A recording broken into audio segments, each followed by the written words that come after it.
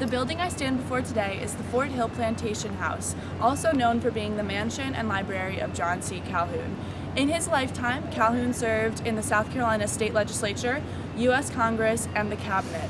He also served as vice president twice, once under John Quincy Adams and once for Andrew Jackson.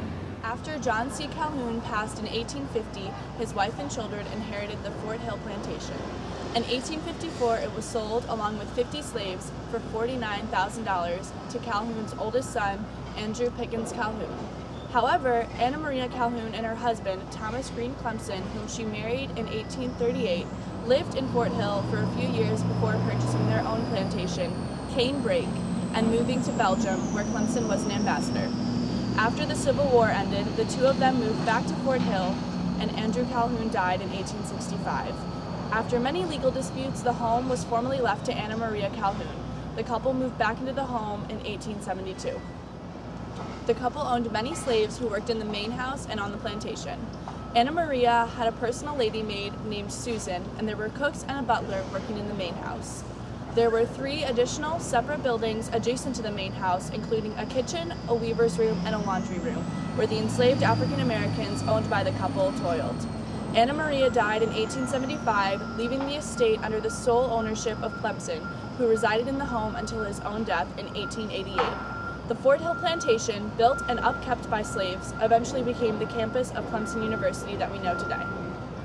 Not only was the building the physical foundation for Clemson University, but it was the backdrop for multiple meetings regarding the development of the school. Thomas Green Clemson invited Richard White Simpson, Benjamin Tillman, and Daniel Keating Norris to Fort Hill in the autumn of 1886 to discuss the fate of the university. These 3 men, along with 4 others, became the first group of lifetime Board of Trustee members. Clemson's Board of Trustees is unique and was designed unlike any other universities in the world. Clemson wrote in his will the specifications for the foundation of the agricultural school and left it under the control of 7 will-appointed members who would go on to appoint their own successors for years to come. 6 trustee positions were left open to be appointed by the state. The 7 original members met on Fort Hill on May 2nd of 1888, and according to the minutes of the meeting, which can be accessed by the public in the Special Collections Library on Clemson's campus, the 7 lifetime members accepted the obligation that Thomas Green Clemson imposed upon them, and in the same meeting, they elected Richard White Simpson as the first president of the board. The Fort Hill Plantation House was designated a National Historic Landmark in the year 1960 and underwent a 2-year restoration project in 2001 and was reopened to the public in 2003. You can come visit the museum and the library that is the Fort Hill Plantation House on Clemson University's campus today.